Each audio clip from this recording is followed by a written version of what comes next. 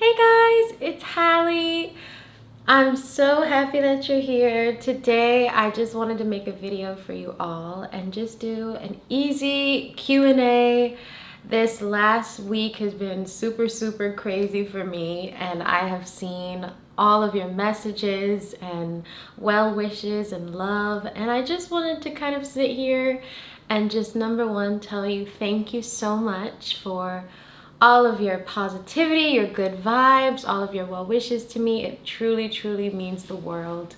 I'm so excited for you guys to come along with me on this journey.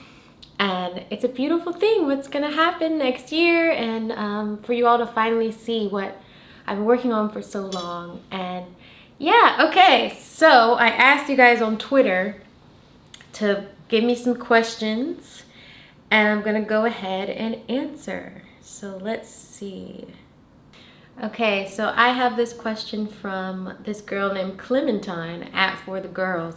She said, what was your favorite song from The Little Mermaid growing up, and has it changed now? That's a really fun question. I think my favorite song from The Little Mermaid was, of course, Part of Your World, but also my close second was Under the Sea. So, and no, it hasn't changed ever since I did the movie. I'm super excited for y'all to hear the rest of the songs. There's 4 new songs. But yeah, I think they've stayed the same. Somebody said, I think her name is Leah, at Red for Janet. She said, how do you feel knowing that you have inspired a whole new generation of brown-skinned girls to dream big and strive to become whatever they aspire to be? Wow, well that is so sweet, number one. It's a crazy feeling, really, to see all of the babies' reactions to just the trailer, the teaser. And, you know, it's really overwhelming. I've just been crying at all of the videos that you guys are sending me. All of my friends have been sending me all these TikToks and reactions, and you know, I'm just overjoyed and overwhelmed and filled with like so much gratitude. Somebody said, what's your favorite piece of music you haven't released yet? This is a good question. I have a lot of favorite songs that I haven't released yet. I was talking to Chloe about some of them the other day. I was sending songs back and forth to her to get her opinion, and it's just interesting. The whole creative process is just crazy, and I don't know, but I love it. So hopefully soon you guys will have some of my own music as well. You know, it's been a process just being in the studio, creating on my own, and it's exciting, it's fun, it's nerve-wracking, but I can't wait until you guys finally get to hear it. And yeah, I've been posting some like little teasers and stuff on my Instagram here and there, on my TikTok, and you guys have really been really receptive to everything, so it makes me super happy. So yeah, it makes me excited to release whenever that happens. Ray Porter said, what a wonderful job with Lift Every Voice. What would be your most favorite accomplishment so far of your career? Wow. I think the coolest one right now would definitely be the start of the rollout of this film. I think just seeing the reactions and stuff is making me happy about it, yeah. This is Pedro Roman. Said, how did you feel when you received the news that you were going to play Ariel? I love you, find me, say hello. Hello, Pedro. I felt really crazy when I received the news that I was going to play Ariel. I was in shock. I didn't believe it. I didn't think it was true. I thought it was a prank call, but it wasn't. And yeah, I was just overjoyed that I kind of get to put my own spin on Ariel and who she is to me and how much she's mean to me this whole time has been so important. So the fact that I kind of get to recreate my own version of her is super exciting. Okay, so I have this question from Love Diana Prince, and she says, what was the hardest part of shooting as Ariel? I was in intense physical training for 3 months, and then every single day I'd either be up in the air on wires in a harness, or I'd be in the water all day. So, I mean, it was super exciting, but I think, you know, my body was like, that was probably the hardest and the most in shape I've ever been in my life. But that was kind of the toughest part, I think, was having to be that strong. Oh, I love this @ it says @ we love Chloe Bailey. I do too. How did you cope being so far from your loved ones while filming? Wow, well, that was a tough one actually. When I was in London, I said, oh my gosh, it's almost 2 years ago. Last July we wrapped filming, but I was in London living there for almost a year. And it was in the height of the pandemic, so my family and everyone, they couldn't come visit me. So it was just me and my mom. And you know, that was super, super hard because I'm super close with my sister. You guys know me and Chloe are like frickin' frack. So without her for 9 months was super hard. But we just coped by FaceTiming all the time. Me, her, and my baby brother, my dad. I miss them all so much, but it was a wonderful reunion when I saw them all again. Okay, somebody named Kai asked, are you still vlogging or is that on hold? And will you make and sell jewelry again? Well, to answer the first question, I guess sort of, kind of. I occasionally try and vlog and do moments like these for you guys, but I'm just not like as consistent at it as I could be. But hey, maybe one day we'll get there. And then to answer your second question, will I ever make or sell jewelry again? Yes. So for those of you who don't know, making jewelry is like a hobby of mine.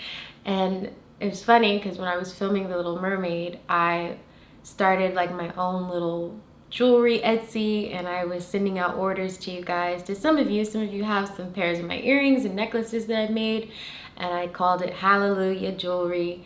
And it was just so therapeutic for me to do. So yeah, I definitely would start doing it again. Millie the Fairy asked, are you still working on solo music? Do you plan on releasing it? Yes, yes, and yes, I am. Ever since I have come back to LA and not been filming, that's all I have been focusing on is my project and my music on my own as well. And it's been really exciting to kind of discover and see what that sounds like on my own. Yeah, so it's fun. So yes. So somebody said, what was it like filming underwater scenes? So filming underwater was so much fun, but it was kind of brief, honestly, because most of the time I was on wires and in the air and kind of in what they called a tuning fork, where I would swim in the air and kind of simulated being in Ariel's grotto and everything. So that's kind of where I spent most of my time. But for the times when I would be underwater, it was crazy. I was in like this huge water tank, and it was like they had this wave machine that would go, and I can't wait until you guys actually see it so you'll know what I'm talking about. But it felt like I was in the middle of the ocean. Somebody asked, are you ready to take on more mature roles after this? And yeah, absolutely. I think it would be really, really fun to kind of get more into acting. I mean, for those of y'all who know me, I don't really consider myself an actress first. Like, I started in music as a baby. I've been singing always. Like, the stage is my comfort zone. So all of this other stuff is like, what the heck is going on? But it's really cool. So yeah, it's exciting to kind of venture into this new kind of lane and see that, you know, I can actually be really good at this too. So absolutely, I would love to discover more mature roles and explore acting more. Somebody said, what was the biggest lesson you learned in the process of filming? Oh, that's a great question. I think the biggest lesson that I learned in the middle of filming was really just to believe in myself.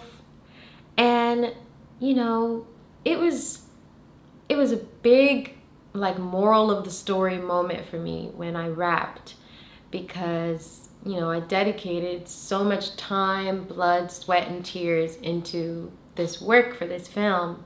And in the process, I learned so much about myself. And I remember at the very, very beginning of filming, I was way more timid than I was coming out of it. So I kind of felt like I grew with Ariel's character in a way.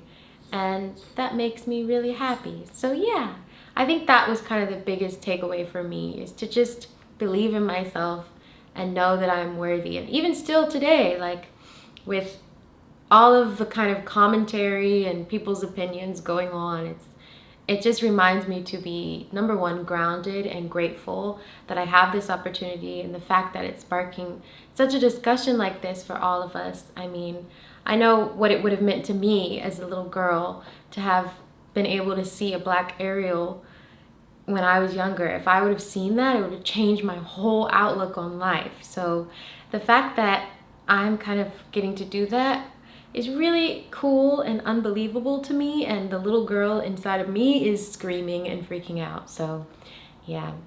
So somebody asked, have you seen any of the memes going around of your version of Ariel, and how does it make you feel? So yes, I have. I've seen some of the memes, and honestly, I laugh at a lot of them. It's quite frankly hilarious to me, some of the things that people say, but it's really cool that people care this much, and I'm just super grateful to kind of be a part of this whole monumental movement. I think for us is really special. I'm just grateful to be a part of something like this.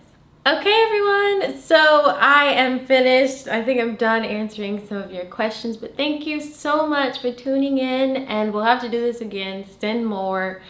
And yeah, I'm gonna try to be more consistent in everything with you guys, but I just wanted to check in and just say thank you so much for your overwhelming love and support, and I'm just so grateful for you. Okay, bye.